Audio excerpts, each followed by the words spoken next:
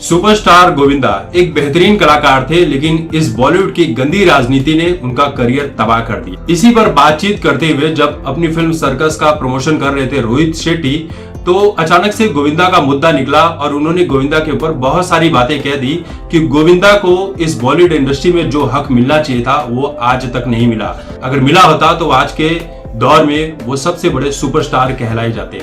90 के दशक में गोविंदा और डेविड धवन की जोड़ी ने तबाही मचाकर रखी हुई थी फिल्मी दुनिया में। शोला और शबनम, राजा बाबू, आंखें, जोड़ी नंबर 1, कुली नंबर 1, हसीना मान जाएगी, बड़े मियां छोटे मियां, इन जैसी ब्लॉकबस्टर फिल्मों के बाद गोविंदा बहुत ही ज्यादा चीजों के हकदार थे, लेकिन उन्हें कुछ भी नहीं मिला।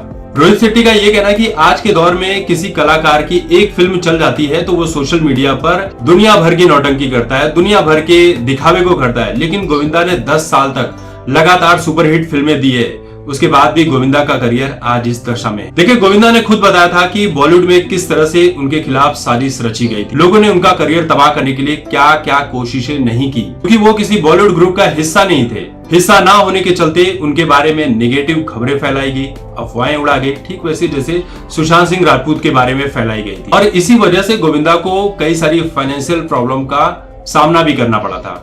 गोविंदा का यह कहना था कि मुझे बर्बाद किया गया, मुझे धमकाया गया, यहाँ तक कि मुझे जो लोग सपोर्ट कर रहे थे इंडस्ट्री में उन लोगों को भी धमकाया गया था। फिल्म रिलीज करने से पहले गोविंदा को बहुत ज्यादा मुश्किलों का भी सामना करना पड़ता था और यही वजह है कि शोबिज से वो अचानक से ही गायब हो। लेकिन कहना यह होगा कि रोहित शेट्टी जब इतना कुछ बोल रहे हैं, रोहित शेट्टी को जब ये पता है कि गोविंदा एक बेहतरीन कलाकार हैं, बहुत बढ़िया कॉमेडी करते हैं और रोहित शेट्टी खुद भी कॉमेडी फिल्में बनाते हैं, तो आज तक उन्होंने अपनी फिल्म में गोविंदा को चांस क्यों नहीं दिया?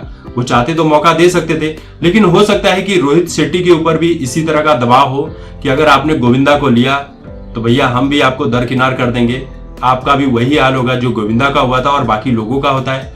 तो शायद रोहित शेट्टी भी इस डर के चलते गोविंदा को ना लेते हो।